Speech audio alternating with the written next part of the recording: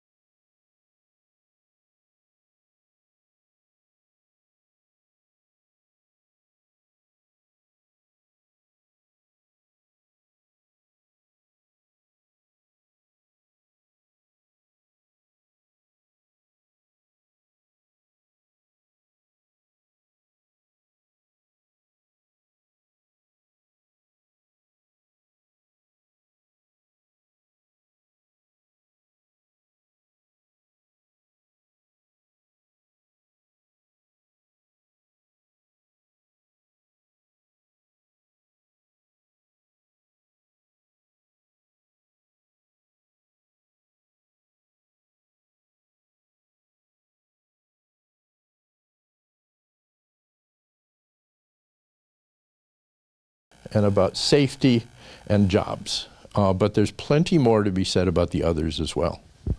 A lot of my goal as a teacher is to get my students to take these questions seriously, because the students are almost entirely taking technical courses that say, here's a problem, here's a section that you've studied, here are equations to use, here's your goal, achieve the goal, be an engineer.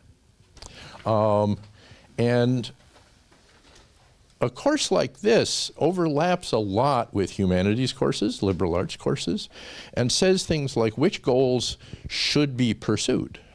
When are we looking at things adequately? When are we maybe not looking at things adequately?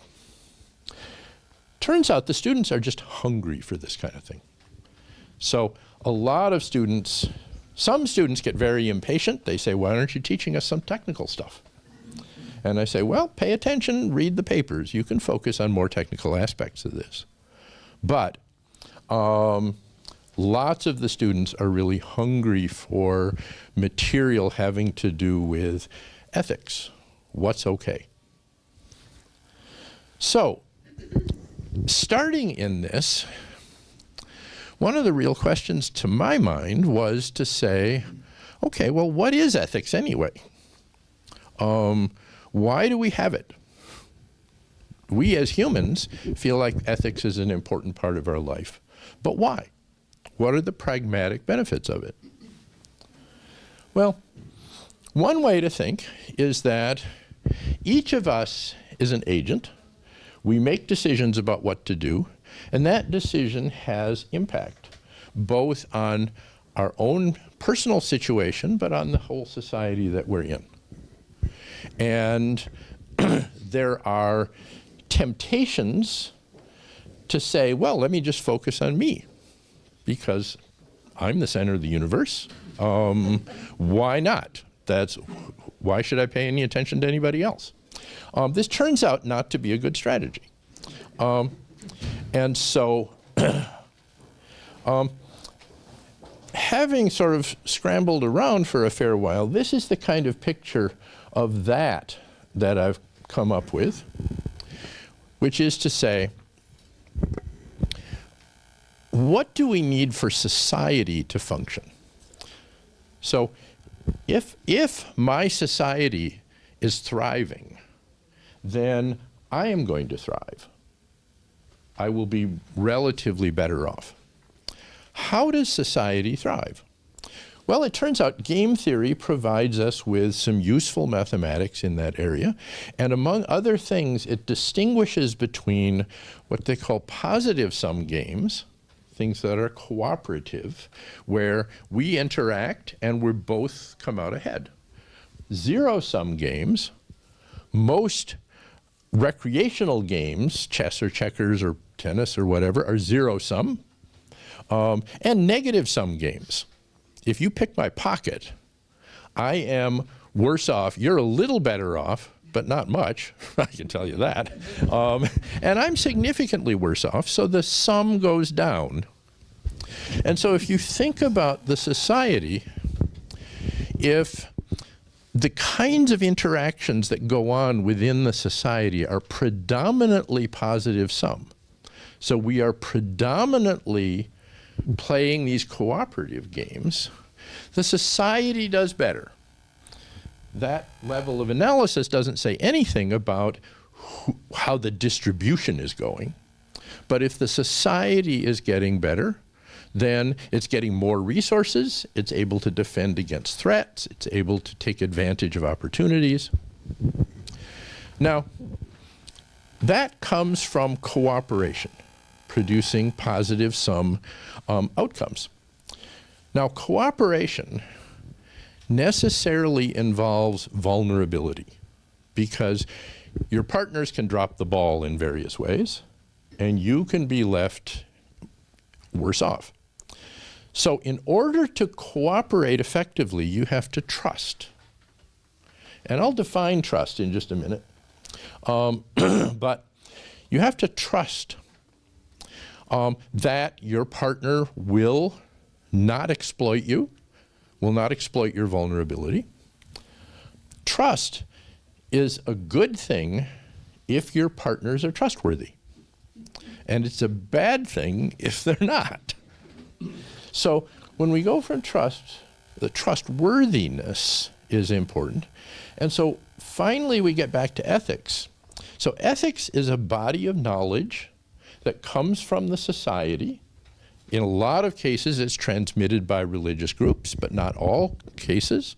And it tells people how to be trustworthy. It also tells people how to tell whether other people are trustworthy. And so this is a very high-level, broad brush picture. But an important thing about it is that trust is really kind of at the center point of this. And there's a lot more to be said about that, which I won't say now. So what is trust? Well, I hunted around. It's one of these little words that, of course, are the hardest ones to define. And I found a good definition in the management literature. Trust is a psychological state comprising the intention to accept vulnerability based on positive expectations of the intentions or behavior of another. So, I trust you, I accept vulnerability with the belief that you're not going to exploit my vulnerability. So what's trustworthiness? Well, actually another thing in the management literature says this comes from beliefs about the ability, the benevolence, and the integrity of the other.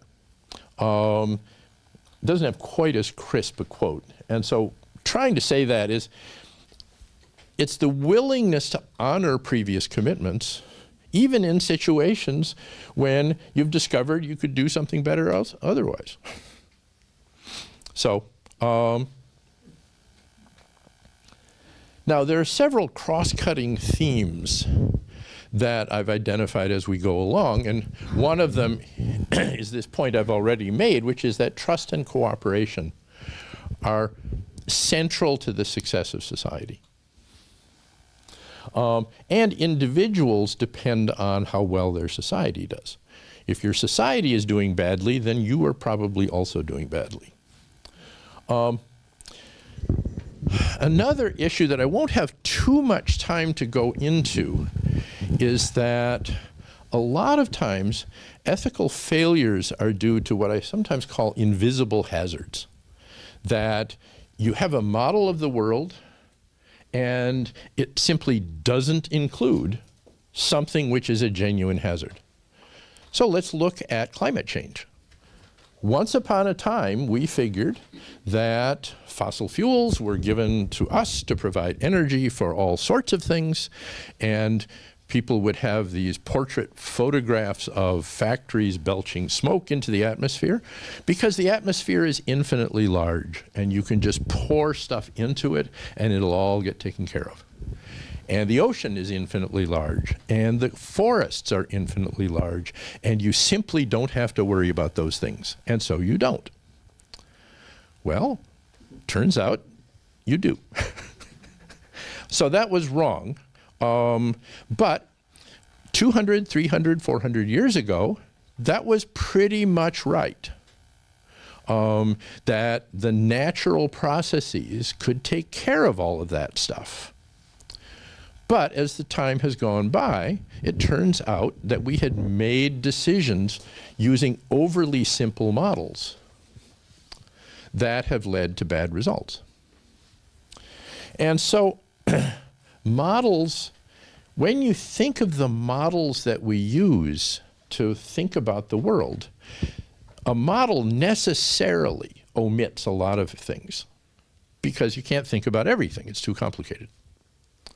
And so if the thing it's omitting are critical, you may be in trouble. One example, I like to say trust is a capital asset. Let's think about Boeing. Yeah, right.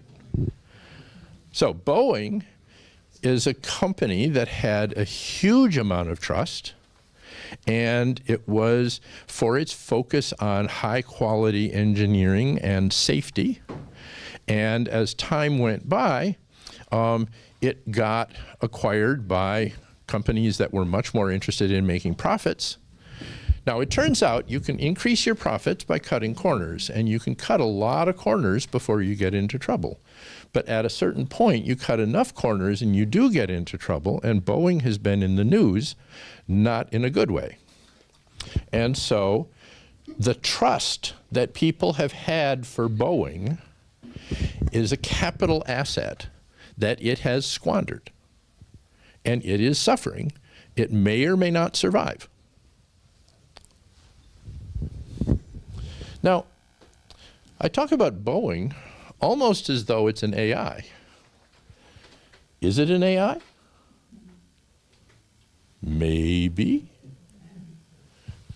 It's artificial.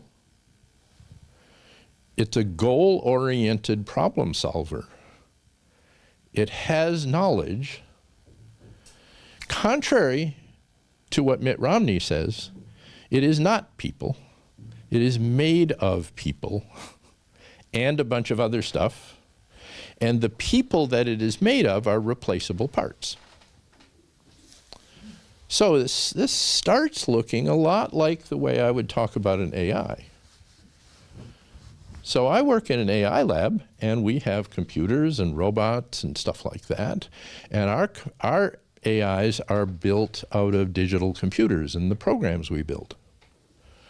But it may be that there are AIs out there that have already been out there and have been out there for centuries now and control most of the wealth of the human race and make hugely powerful, impactful decisions.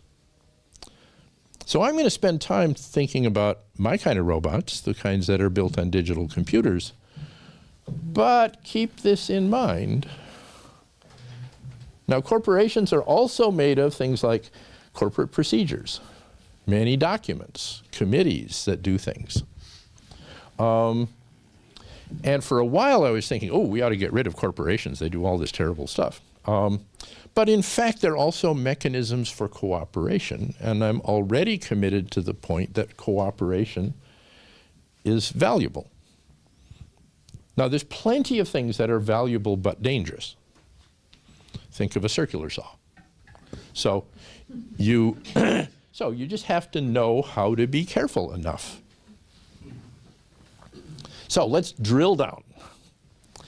So drilling down a little bit, we got to make decisions. Boink. So here we are, sailing along, and at a certain point, we have a choice. Let's say, for simplicity, it's between A and B, whatever A and B are. What should we do? Well, obviously the details, the devil is in the details. So we have to figure out, they're really, given this way of formulating the problem, we really have to choose the greater good or the lesser harm, depending on which way you do that. And so often we try to formalize this with a utility function. And that utility says, I mean, how valuable is it to be in state A versus state B? And so if it's better to be in A than to be in B, then you take the left hand, otherwise you take the right hand. Seems pretty clear. Well, sometimes A and B are both wonderful, but they're very different. And so it can be a hard choice because they represent different futures.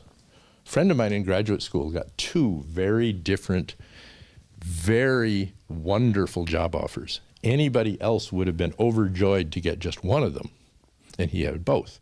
But they were so different, he went through the torments of hell trying to decide which to do. But sometimes they're both terrible.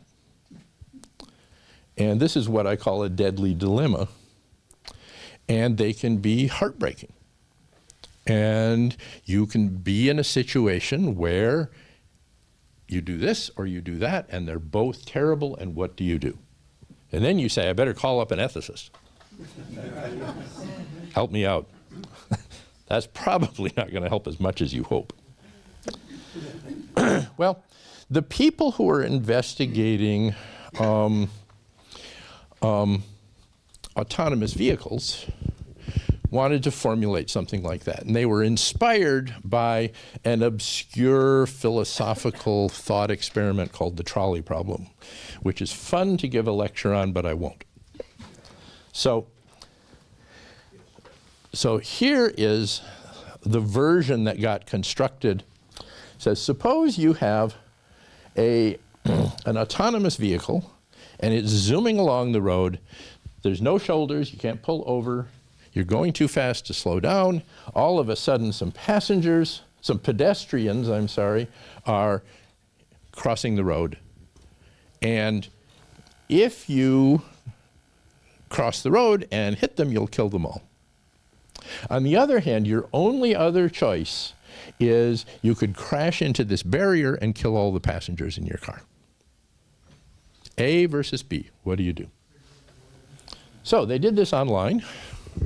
And they asked people, pick A, pick B, and they gave different demographic information about the pedestrians and the passengers, and they analyzed the answers they got. They got 40 million responses from 233 countries. I think this is a stupid experiment. And actually, the people who actually work on autonomous vehicles also think it's a stupid experiment. But it's something that people like to say, well, here's a moral dilemma. What do you do? So I'm putting it back in this little diagram. Suppose you are going down that narrow road, and here you are. Your pedestrian appears. You can either kill the pedestrian or you can kill the passenger. What should you do? Well, turns out this is a misleading formulation of the problem. And so the actual answer is that there was an upstream decision point. So at a certain point, you turned into this narrow road, and you had a decision. Do you go fast like you were before, or do you go slow? And if you go fast, you're faced with this decision, and both answers are wrong. You have no good choice. Whereas, if you noticed and made the right decision at the upstream decision point, then you go slow, the pedestrian appears, you stop safely, and you're not killing anybody. Whew. Now, in fact, we teach this to every 15 and 16-year-old as they take driver's ed, right? We have a curriculum, and we give them little puzzles like, what do you do if you see a ball bouncing into the road? Well, what you do is you slam on the brakes, right? Because the ball might be followed by a kid. The ball is not a threat, but it's a clue. And so, now, people ask, they say, well, there you are, you're faced with this dilemma. You can't go back in time. Time travel is impossible. Well, yes and no. If you're faced with that choice between two terrible alternatives, then, yeah, you can't jump back in time. But if you're teaching a student, you can teach them to look ahead in time and anticipate that. If you're programming up a system that is supposed to drive an autonomous vehicle, it's your responsibility, both as the teacher, as the student, as the programmer, to look ahead in time to anticipate that, that deadly dilemma. And but you can also learn from other experiences that are near misses. We've all had near misses. I'm going to bet right offhand that none of you have actually faced, personally, a deadly dilemma like this where you had to choose kill A or kill B. I have very occasionally in an audience seen that, but hardly ever. But you can learn from a near miss. You can learn from somebody else's terrible experience. And what you need to do is to learn to anticipate that upstream decision point. Now, when you think about terrible moral dilemmas, there's no guarantee that there was an upstream decision point. Sometimes there isn't. Sometimes people are simply faced with a horrible, horrible choice between two things. But a lot of times there is. And so I think the ethical lesson for people working on artificial intelligence and for people thinking about ethical choices in the rest of the world is to look ahead into the future so that you can detect when there is this upstream decision point. Now, it turns out Aristotle knew all about this stuff. Aristotle said, you know, ethics is really just a skill like carpentry or anything else. You practice, you get better. And he had a word in Greek, it's phronesis. It means practical wisdom. And if you train yourself to detect various upstream decision points, then more often than before, you take this branch and you don't face the dilemma at all. Life is better. So, my claim is that this is one of the ethical lessons that we can learn. And it's not a brand new lesson. People have been teaching this lesson forever. People who teach driver's ed have been using it forever. And there's an awful lot of other circumstances when this is taught. But thinking about it from an AI and robotics point of view says, I got to figure out how to program this up. How do we implement this so that a robot can do it? Any questions on this? Because I'm about to shift gears to another major dilemma or problem. And that is jobs. Oh. So, yeah. Before we shift gears, the concept of a machine making that decision or a person making the decision, one can be programmed, one can be learned. But my intuition says that the machine actually, if it's programmed correctly, makes that decision better than a human can be learned. Is that a conclusion or not? Not clear. I think one of the things that we've learned from the last 10 years or so of deep neural networks, we were in a situation where we could program up certain decisions, but we couldn't seem to figure out how to accurately program something that could reliably tell the difference between a puppy and a kitten. This is very frustrating. So we could do all sorts of other stuff, but we couldn't tell the difference between puppies and kittens. And it wasn't just that. I mean, there were lots and lots of other examples. And then the deep neural network technology came along, and if you train the heck out of these things with millions, hundreds of millions, billions of examples, then they can tell the difference between puppies and kittens. How do they do that? We don't know.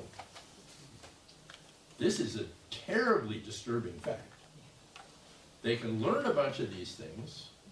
They do it. We can test them. They perform well on these A versus B distinctions, but we don't know how or why.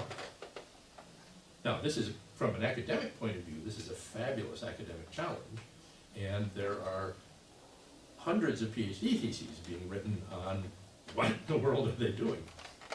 Now, you said you can program the computer to make the right decision. Well, if it's a simple, clear decision, I mean, if you're programming a thermostat, then you know what you're measuring. You're measuring the temperature. But if you're making a decision between some of these more deeply textured alternatives, we don't know how to program it. Maybe we know how to train it in a deep neural network, but maybe we don't. And we don't understand them well enough to be sure. So that's why I don't want to give you false confidence. But I don't want to say it's all terrible either. Yeah. Isn't there a question about the diversity of the material that's used to train AI? So that there's a real upstream problem of what is the encyclopedia of knowledge produced around the world that you're using upon which to train the AI. Absolutely there is. There's a lot of problems with that.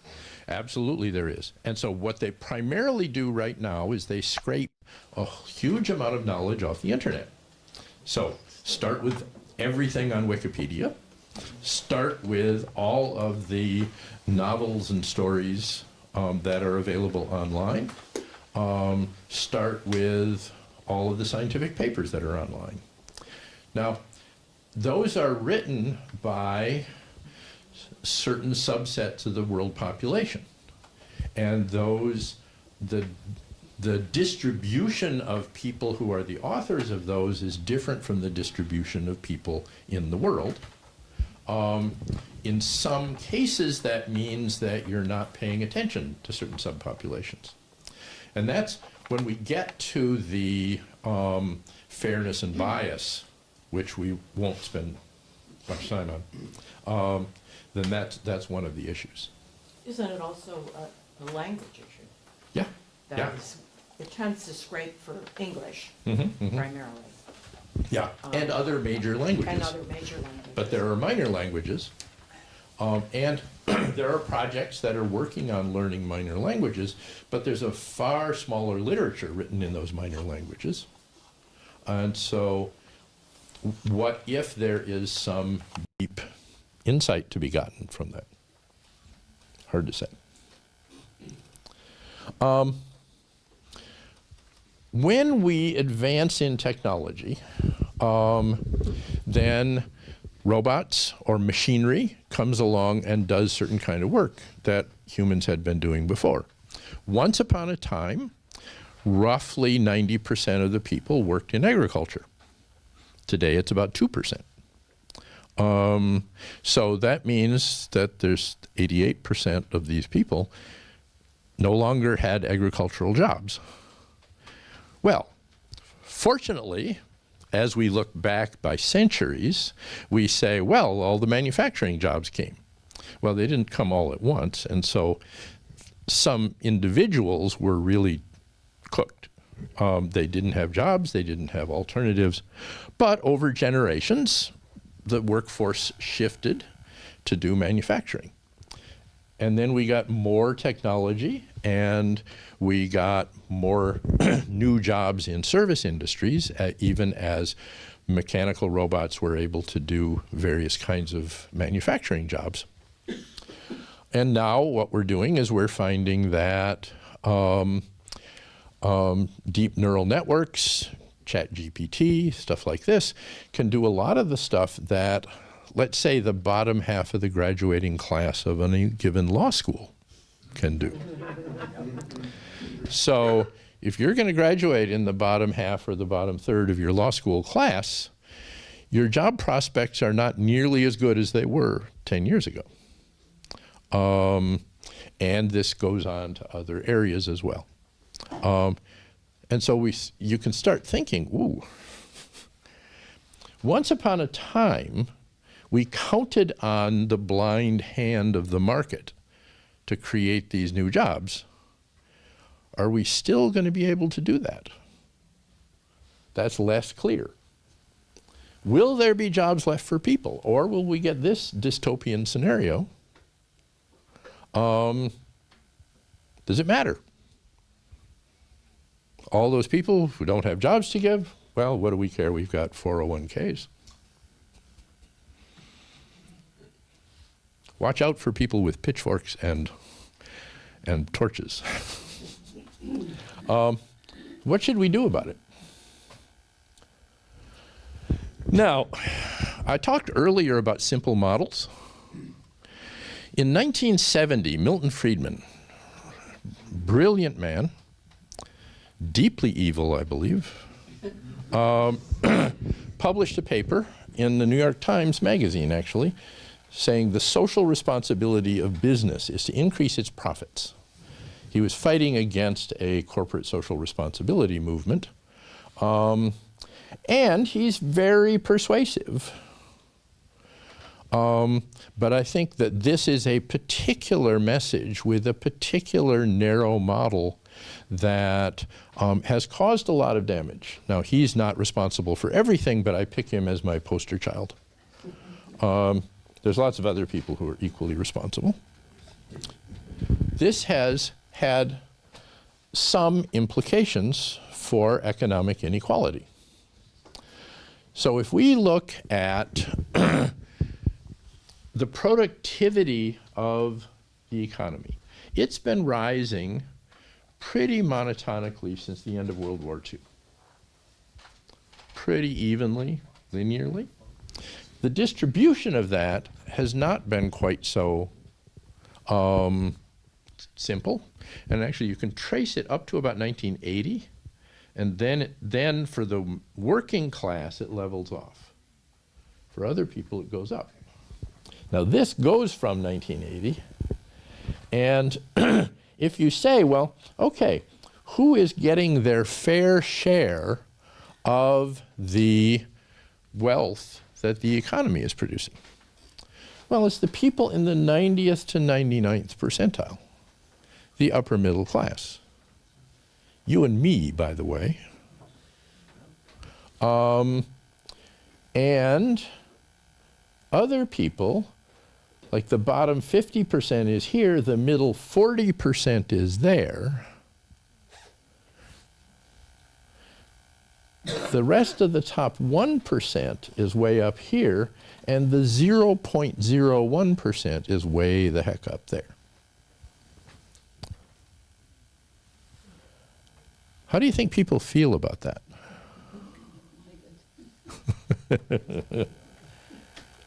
So, one of the things is that a lot of people feel that that level of inequality is unfair.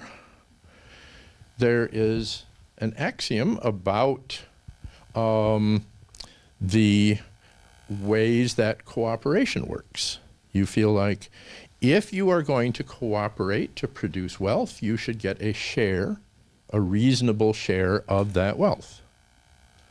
And thanks to certain influential people, that's not happening.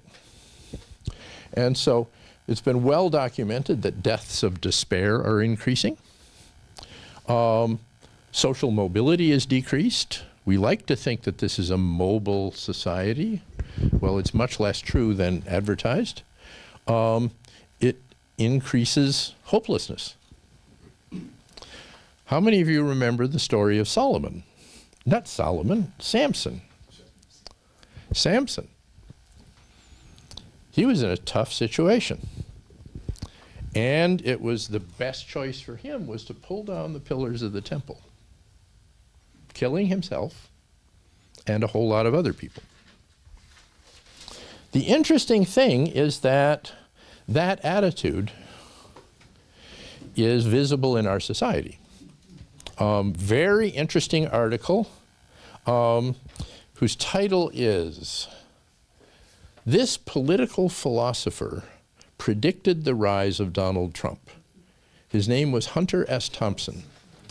How many of you remember Hunter Thompson? Fear and Loathing. Fear and Loathing in Las Vegas and other places. Chapter of Gonzo journalism. Yes, indeed. Yes, indeed. So what can we do? Automation of various kinds creates more wealth for society, eliminates jobs. People actually need meaningful work. They don't just want it, but they need it. And in fact, there are a lot of jobs that need to be done to help give us a good society. And I use as my sort of poster for this kind of thing are the care jobs: childcare, elder care, health care, environment care, and so forth. We already have a bunch of jobs. I'll come back to that, actually. The interesting thing about these care jobs is that they're not profit centers. That is, they are not jobs that get created because some entrepreneur sees a way of getting more profit by hiring more people. And that is the picture that Milton Friedman was pushing. So, but we already create jobs that are subsidized by our society because we believe they are good for our society. And they're things like public schools, fire departments, defense, and so forth. So what we're going to need to do, we can create jobs to employ all those people who are losing their jobs. But it has to be a matter of societal will. We have to decide to do it and then do it. It's not simply saying, well, the invisible hand of the market will make it happen. That worked in the past. It's not going to work in the future because of the power of the technology. But we can create a better society. We've got the money. We've got the people. We can find the jobs. Now, you say, hold it, I thought you were talking about robots. Well, actually I am, but because corporations are robots. They are goal-oriented artificial problem solvers, motivated to increase a certain utility function, and they act in the world. So we need them to act in a in an ethical way. Now, there's a bunch of other topics, and of course I have privacy and surveillance. We're observed all the time. They know unbelievable amounts of information about you and your life, which they aggregate, correlate, and sell. So they collect it from all sorts of sources. They sell it to data brokers who analyze the details of this, and then they sell it to advertisers, or to police departments, or to political campaigns, or a variety of other people who want this information. We need to spend weeks and months thinking about that and how to control it. Fairness and bias. What does fair actually mean? We got a nice, solid mathematical result that says there are a bunch of different proposed definitions of fair, and you can't achieve them all. In certain other fields, people have had alternate definitions, and they turned out to be equivalent. Not true with fairness. So how do we decide what we want? We clearly don't want these things to act in biased ways. But what does that mean? This turns out to be hard. Will super intelligent AI kill us all? Skynet from Terminator 2. Are we going to get things that are super intelligent so we can't control them, super powerful so they can do horrible things to us? Now, if I look at the scenarios that are proposed, and it's fiction writers who are proposing this stuff, mostly the AIs are not super intelligent, but they've been given superpower. So we better be pretty careful with superpower.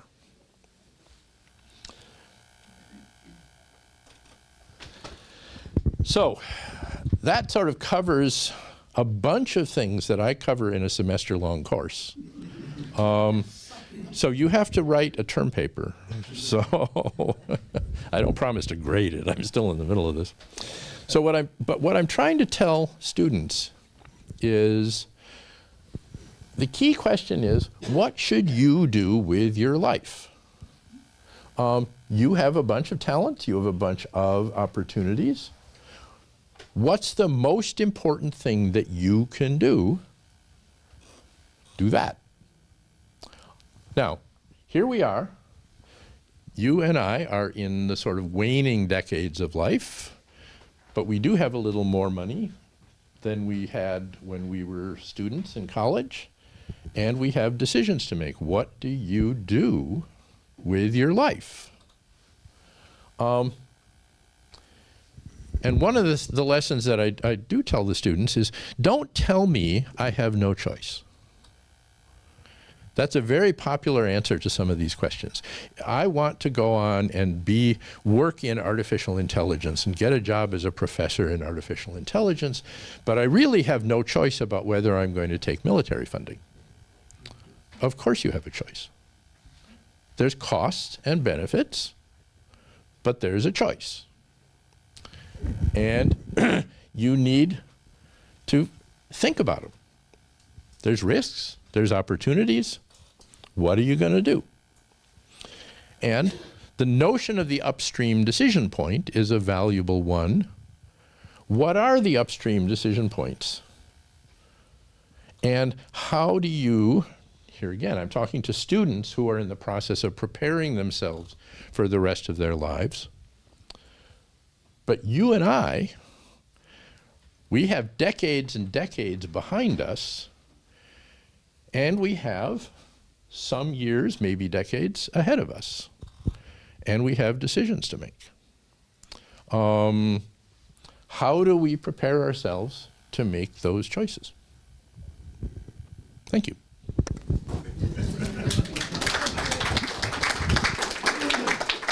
Mary. Benjamin, I want you to give that presentation to the Ross College of Business. Let's take away that Milton Friedman model of it's only for profit. Yeah. I actually have I have a guest lecturer named Jerry Davis, who's a professor there, and he is a very good guy and who has a bunch of interesting things to say about corporations. Yeah. Actually, before it was Ross, there was a group there that delved into it, which had the lovely title of the Cognitive Science and Machine Intelligence Laboratory, that was run by two psychology professors, married, by the way, the Olsons, I think. And they battled with AI before there were neural nets. And so people have been trying to solve this. The business community has incentives because they like to understand the source of funds. And normally they can find funds and then get people to answer the questions you posed. I wanted to propose an answer if the cat and puppy thing hasn't been solved. It has.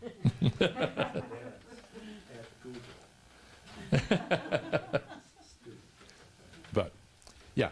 Are you presenting this to the IOE department as well? Because I think a lot of this modeling is really operations research-based. Yeah. The ethical component was discussed way back when I was involved in that, but it was never resolved. It's a stochastic model that you're really working with. Right. I mean, these models come from across the fields in engineering. And part of the thing is that the world is infinitely complex. And so we can't think about that much complexity. So what we have to do is we have simple finite models.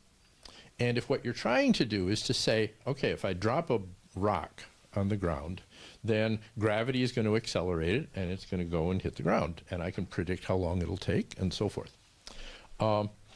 If I want to jump off the roof, I can use that model and it will do a pretty good job of predicting when I'm going to hit the ground and how fast I'll be going, and I can probably predict the probability that I'll break a leg. If I want to jump out of an airplane, that model isn't quite right, because it'll predict, the model that I was sketching out will predict that I hit the ground a lot faster than I actually do, because I left out air resistance. And air resistance, when you jump out of something that's really high, it will slow you down proportionally to how fast you're going to go. Now, if you jump out of an airplane, you're still going to die when you hit the ground. But it's proportional to the cross-section. So if you go like this, you'll slow down more than if you go like this. And if you have a parachute that artificially increases your cross-section by a huge amount, you might well survive. So there are a variety of models. Every model is oversimplified. Some of them are useful, but some of them are not useful. And one of the ones, this is one that I think we are now getting into a phase of the world where this is not useful.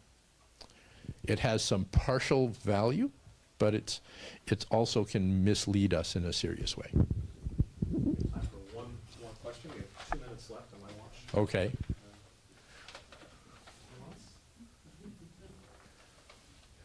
Okay.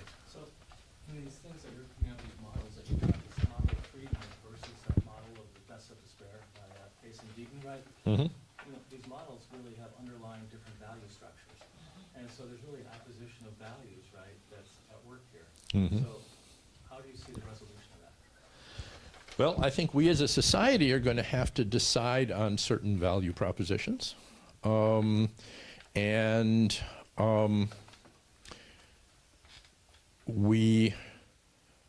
Some of the problems come up because people don't see it as an explicit choice between values. They just say, here's a model, and it omits this other stuff. And they may not even say it omits this other stuff. They'll say it makes explicit the stuff we ought to think about. And the value is kind of hidden in the things it doesn't say. There's a rhetorical trick, which is to embed the controversial statement in the presupposition of my sentence. When did you stop beating your wife? Because, now, yes or no? I mean, or have you stopped beating your wife? Yes or no? Now, that carries an unstated presupposition, which presumably is quite controversial, but it's not explicit. So it's very easy to overlook that kind of thing. Of course we can pump air, pollution into the air and into the ocean because the air is infinite and the ocean is infinite. Well, it's not. Anyway, I should let you get to your service. Thank you. Yeah. Thank you.